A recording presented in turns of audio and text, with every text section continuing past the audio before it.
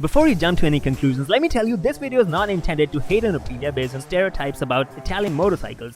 The video is from the point of view of average riders like you and me, and what do we want from our motorcycles and how well Aprilia seems to have delivered or not delivered on those expectations.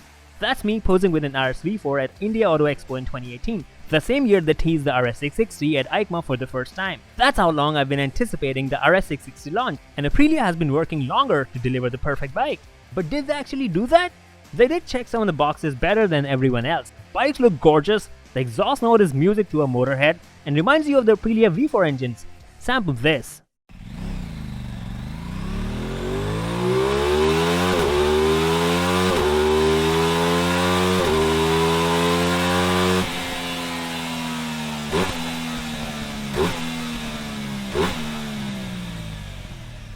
When the stock exhaust note is already that good, I wonder what an aftermarket exhaust would do to that. You know what? It'll do this.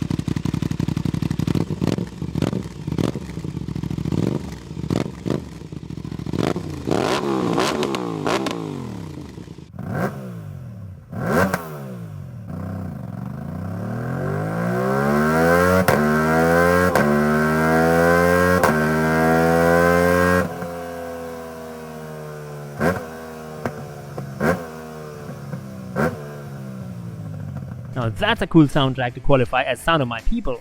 And the spectacle doesn't end there. The electronics package it's got has never been seen before in this segment. Some say it's an overkill, but you can't deny how awesome the tech is. So before I start talking about reliability, I can't help but give them credit for a great concept. But here's the problem, a great concept is only a great product if it works perfectly, and that seems to be the struggle with Aprilia. Not only do they have a limited service network, the need for going to an Aprilia service location seems to be more frequent and critical. I say that because I've been really keen on getting an Aprilia RS660 for myself, and therefore I've been tracking every little news, forum thread and YouTube video about it. And the cloud of doubt about its reliability has been ever growing because of three key events that have raised several questions. At the end of the video, I'll tell you how that affects my motorcycle buying decision. Event number 1. In October 2020, I was enthusiastically watching an RS660 review by Michael Neves, the chief tester for European automotive channel MCN. He casually mentioned that some of the bikes were taking a bit longer to start during testing. Aprilia said they're pre-production and would be sorted by the time they hit the dealership. I didn't think too much of it, but it did register. In November 2020, an American reviewer also mentioned something similar. Pre-production bikes, few niggles, to be sorted before they hit the dealerships. This time I tried my best to ignore it, but I couldn't help but wonder, why would a company let a not fully ready product be out and about in the world? Shouldn't they have first tested it properly themselves, identified and fixed the niggles before they let it test written on YouTube? Isn't that the right way to do it? Though I haven't found the answers to all those questions yet, it did start to indicate that something might be up, and so I started digging more. Which led me to event number 2 in February 2021, when I found a Reddit about an RS660 owner learning of a potential recall of a transmission-related issue. A few clicks away was the revelation that somewhere around January of 2021, Aprilia was telling dealers in the US to make a technical update before sale. That's interesting. Was it the same niggles they were going to fix before the bikes hit the dealerships?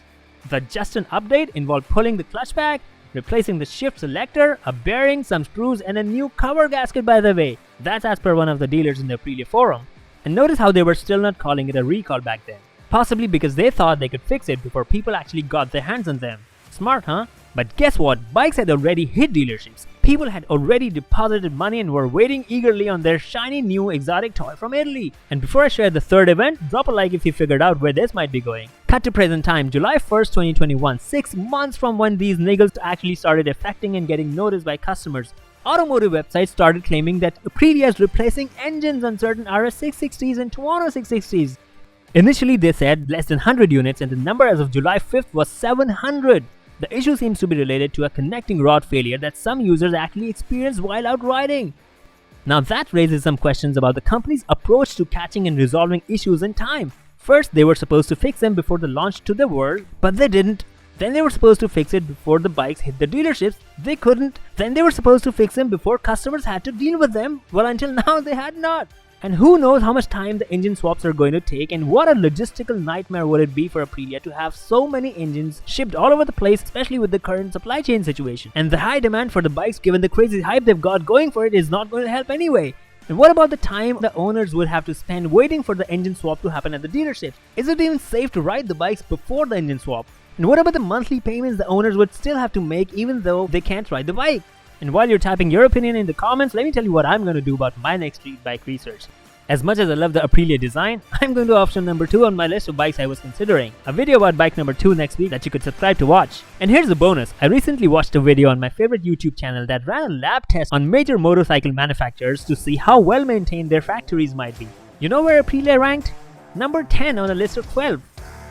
All the articles and videos are linked in the description. Thank you for appreciating the hard work and research I put into my videos. This is Faraz, scouting for my next street bike.